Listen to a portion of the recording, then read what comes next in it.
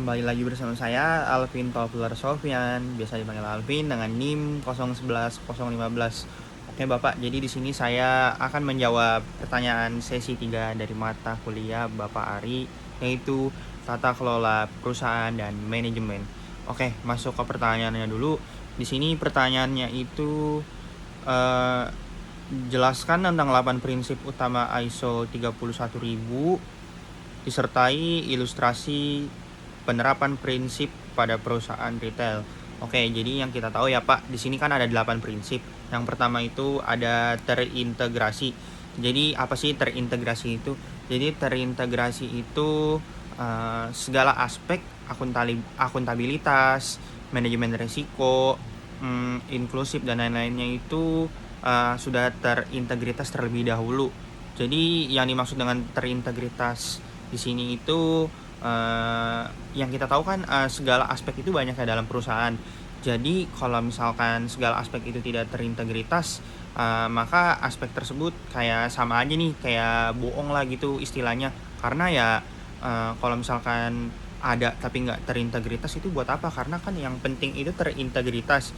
Jadi kalau semisal di dalam sebuah company itu aspek-aspek lainnya itu sudah terintegritas, maka perusahaan ini dapat berjalan dengan baik. Contohnya itu ada Hype Quarter Kick Avenue. Jadi Hype Quarter Kick Avenue itu tempat biasa saya belanja sneakers sih Pak sebenarnya. Jadi di sini itu tuh aspek-aspek di Hype Quarter sendiri itu tuh dia sudah terintegritas dari customer service, pelayanan di offline store-nya, dan di online store-nya. Mereka itu sudah aspek-aspek yang perlu dipenuhinya itu sudah dipenuhi nih Pak. Kayak contohnya di bagian akuntabilitasnya.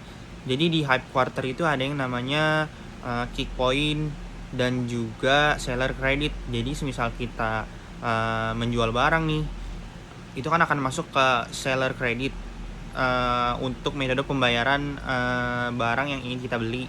Dan dari seller credit itu nanti kita bisa tarik ke rekening kita sendiri atau mau kita belanjakan barang di online store ataupun di offline store. Dan ada yang namanya nih Kick Avenue. Maksud saya Kick Point.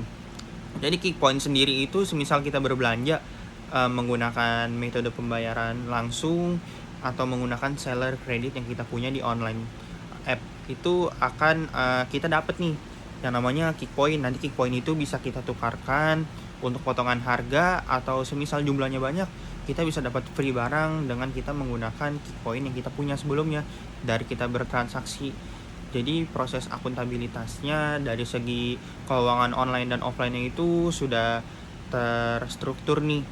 Jadi di offline store kita bisa menggunakan cash atau metode pembayaran yang tersedia di online lalu kita gunakan di offline, ataupun dari app di online-nya ini tuh kita bisa gunakan langsung nih di online app-nya kalau misalkan kita nggak datang ke offline store-nya.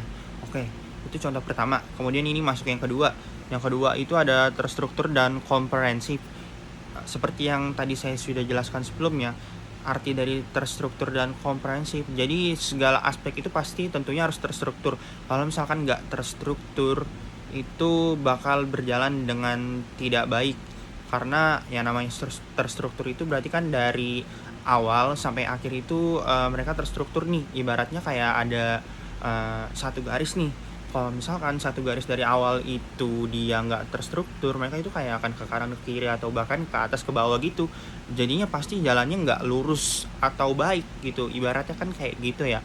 Sama halnya dengan di perusahaan, mau perusahaan apapun ataupun perusahaan retail, kalau misalkan mereka aspek perusahaannya itu nggak terstruktur, mereka pasti tidak berjalan dengan baik nih untuk company-nya ini sendiri.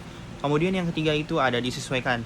Jadi setiap perusahaan itu perlu nih yang namanya penyesuaian. Jadi semisal kayak ada hal yang tidak terduga nih, semisal kayak awalnya ada susu nih di perusahaan retail yang awalnya itu di label susunya itu expired tanggal 18. Kemudian tiba-tiba karyawannya itu salah cek, expirednya itu tanggal 17 nih. Dan pas di hari H itu ternyata mereka tahu ternyata susu tersebut tuh udah expired, tapi mereka ada penyesuaian atau manajemen risiko yang dilakukan nih.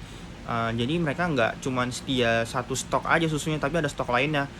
dan dari stok lain itu yang masa expirednya lebih lama, nah itu jadi penyesuaian nih dari si masalah susu expired tersebut. Jadinya ada penanganan sebelumnya lah, yang dimana karena adanya hal tidak terduga ini, karena sudah dilakukan mitigasi pencegahan oleh si company, jadinya nggak apa-apa walaupun kayak ada susu yang ternyata salah dilihat oleh karyawan, pulsanya udah expired karena ada susu cadangan yang mereka siapkan. Dan kemudian ada inklusif. Jadi inklusif ini melibatkan pemangku kepentingan atau stakeholder.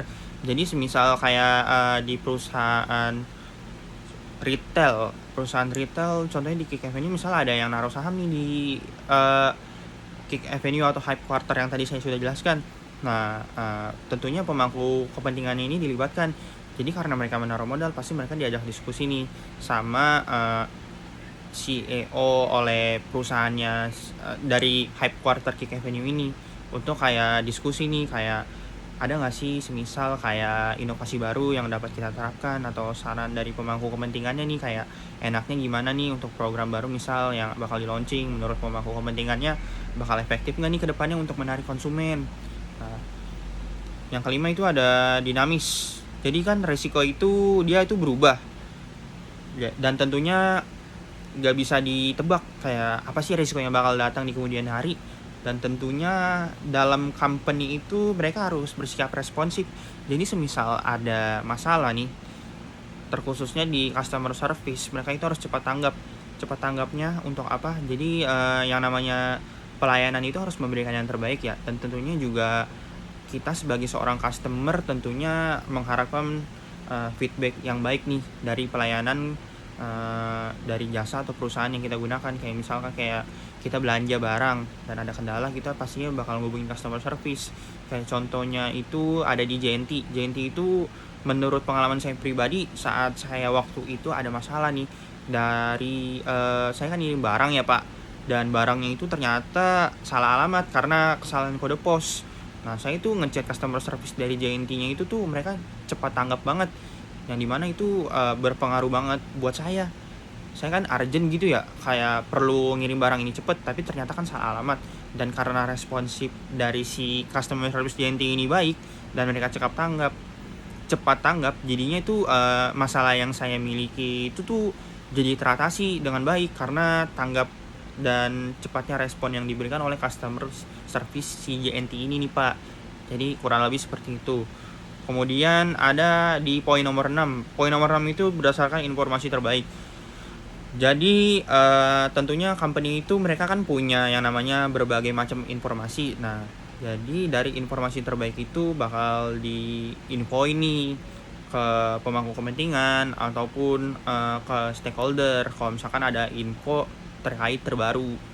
Dan kemudian ada yang namanya mengelola ketidakpastian. Sebenarnya mirip-mirip kayak yang tadi sih. Semisal ada hal yang tidak terduga, ataupun tiba-tiba perusahaannya urgent atau dapat orderan banyak, karena mereka udah nyiapin berbagai kemungkinan nih yang kayak udah dipikirin sebelumnya. Kayak misalkan ada orderan membludak, mereka tuh udah siap gitu dan udah kayak semisal kejadian gitu, jadinya mereka nggak keteteran. Kayak contohnya di perusahaan yang mereka tuh banyak karyawan, mereka melakukan adjustment. Kalau misalkan kayak perusahaan yang lagi rame, mereka bakal manggil banyak karyawannya dari mana? Banyak karyawannya itu kayak misalkan ada yang pegawai tetap dan pegawai part time. Jadi part time ini tuh dipanggil para pekerjanya semisal kayak orderannya lagi banyak.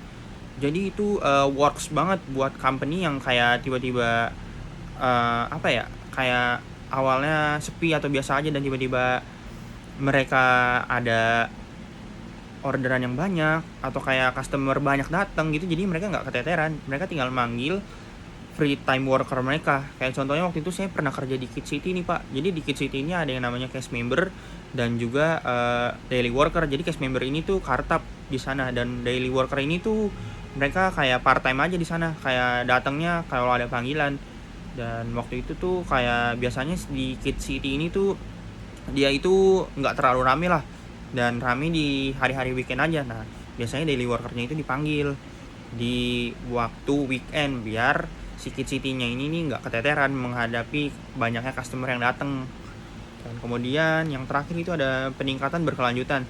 Jadi pastinya perusahaan itu perlu yang namanya sistem feedback, dan dari sistem feedback itu mereka jadi tahu apa yang perlu dan nggak diperlu nih dari mungkin program yang sudah ada dari company yang harus ditingkatkan dan yang harus mungkin bisa di adjust, diubah atau dihilangkan gitu kalau misalkan tidak perlu. Kayak misalkan ada kebijakan baru gitu dari apa ya contohnya, misalkan di Alfamart. Jadi di Alfamart itu ada yang namanya member Alfa nih. Jadi kayak misalkan mereka punya member dan bisa mereka melakukan transaksi dan mereka akan mendapatkan poin yang akan masuk ke member mereka, dan itu bisa digunakan untuk potongan harga berikutnya kalau misalkan kita melakukan pembelian lagi nih Pak.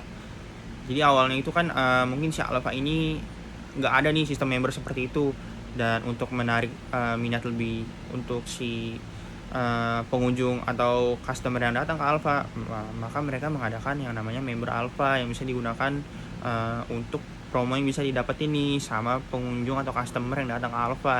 Mungkin kurang lebih penjelasan yang dapat saya berikan seperti itu ya Pak. Kurang lebihnya mohon maaf. Terima kasih Pak Ari.